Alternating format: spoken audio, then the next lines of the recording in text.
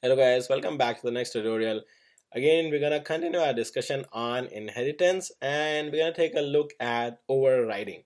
So let's bring up the PyCharm, and this is our code from the previous class.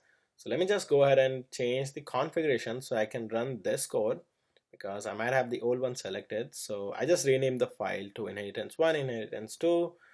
So I upload separate files for you guys.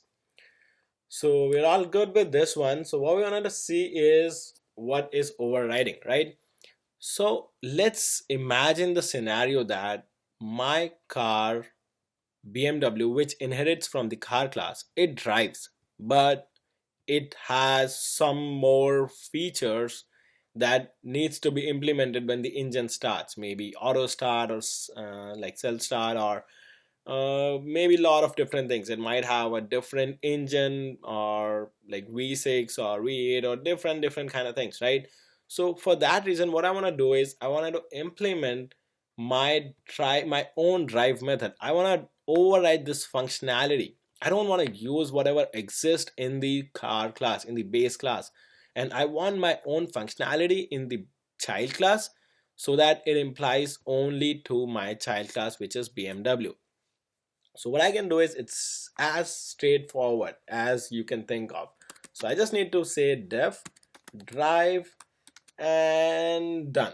That's it. I mean, because there's no magic, it's so simple. You don't have to say anything. You just define the method with the same name as it exists in the base class and do whatever you want to do. So I can just say print, and you are driving a BMW. Enjoy. So, right. So what it's gonna do is it's not gonna call this drive method when I create the instance of BMW and I print it and I run this code. It's gonna call this drive method because I've just overridden it. I'm not using the by default implementation in the car class in my child class, right? So let's run the same code. We already are calling the drive method using the b.drive instance, and this time we should not see car started. We should see you are driving a BMW. Enjoy, man. So let's run the code and let's see it. So that's where it says, right, just before the car start, because this is the second last thing, right? So it says you are driving a BMW. Enjoy. So right now it's not calling the car started method, right? That's how you override, and that's what the meaning of overriding is. So you can just write your own functionality. You can do whatever you want. You can just use the same method name, and not just these, right? You can have your own functionalities. So these are the common functionalities that you define in the base class, and then you can have, let's say BMW has heads up display. So I can just say heads up display, and then maybe print, guys, this is a unique feature.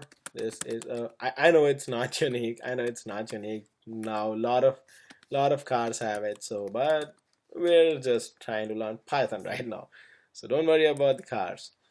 So what I can do is I have this define, and this thing I can just call b dot heads up display, and if I run this code, I'm gonna see this is a unique feature. This is coming from the heads up display, right? So there's one important thing to it, guys, that we can utilize the methods defined in the base class, right, in any child class. So I'm using b.stop right now. It's still coming from the base class, right, because my BMW car implementation does not have any stop method, right? But it cannot be reversed. Like the c dot, I cannot just use heads up display, this thing, right? I cannot use this heads up display. This is not allowed. So in my parent class, I can only call methods which are defined inside it. It is not allowed to call any method or attribute from the child class. So I cannot do c dot heads up display, right? It doesn't show up. It doesn't show up. I can only do c dot drive, c dot stop. That's really important to know. One more thing. Let's say I wanted to actually use some functionality from the base class and I've already overridden it. So let's say my drive thing, let's take an example of this. There are some basic functionalities in the drive method which happens in my drive method of BMW class as well. Then after that, I want to add more functionality. So which means I don't want to completely override it. I still want to use whatever is there in the base class, this class, right? And then on top of it, I want to add more functionality. So how we achieve that thing, right? So there's a very simple way in order to achieve that thing. What we can do is we can use the super keyword, which is there. I can just say super dot, and I can call any method. So basically it's not just for overriding or adding functionality to the same method. I can just call drive here, and what it's gonna do is it's gonna, I need to pass in self. Basically it's gonna just first call the method from the base class, and then it's gonna run whatever is there in the child class, right? What else I need to do? I don't need to put self up here. I can just, so this is a short syntax. Basically it's given me this is because the semicolon I put, it's all Java mistake of Java. All right, so this is just the syntax, right? Super dot tribe. If I run this code right now, just pay attention, guys. So what it's gonna do is it's gonna say car started first. So this is the code you need to concentrate, right? Or you know what, maybe I can just kind of comment out all these lines which are not needed. So the first thing is gonna be this thing, and let's run the code. So right now it says first you just created the car instance, right? Because we are calling the init method. Then you just created the BMW instance. Then car started, which is coming from super.drive. This is here, car started, right? And then it prints out you are driving a BMW now. Enjoy. And then car stop, because we use this b dot stop, and then the unique feature heads up display, right? So this is what, guys, we can actually call the functionality from the base class using super dot the method from the base class, and then we can add our own more functionality on top of it, right?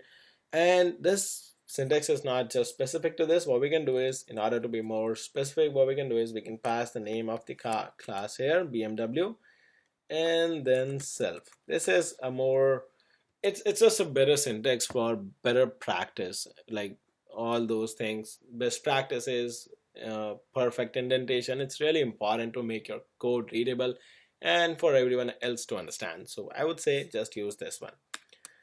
I first wanted to show you that it works without it as well, but this is the correct way. So I'm gonna run the code again for you guys, and here you go. Boom, same thing. It just exactly works the same way, right? So this is how you can actually use the other functionality from the base class and then build on top of it, right? So that's pretty much it, guys. That's pretty much it for inheritance. And I'm gonna say download this code, refer, and practice as much as you can, guys. And I hope now this object thing is clear, right? So what basically it's doing is, this object is a base class. It's a class already that already exists by Python. It's created, and every class that we create inherits the object class. So we can actually utilize some attributes and some methods from the object class, which is already there and it exists in the Python library. So that's about it. So again, guys, practice as much as you can and let me know if you have any questions. So stay tuned for the next lectures, guys, and thanks for attending this one. Thanks.